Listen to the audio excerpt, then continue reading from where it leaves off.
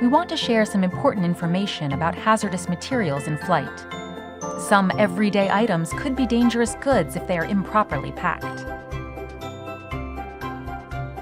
Before you go through TSA screening, please double-check your carry-on to make sure you didn't miss any potential dangerous goods. Any dangerous goods should be removed from your carry-on, placed in checked baggage if appropriate, or returned to your vehicle. In your carry-on baggage, these dangerous goods are not allowed.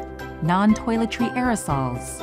Flammable aerosols such as spray starch, spray lubricants, spray paints, cooking sprays, etc.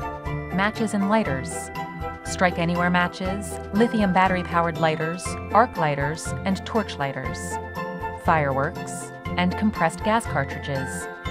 If you are asked to check your carry-on bag at the gate, please note that gate-checked baggage has the same restrictions as baggage checked at the ticket counter. Please don't hesitate to ask if you have any questions. Have a nice flight.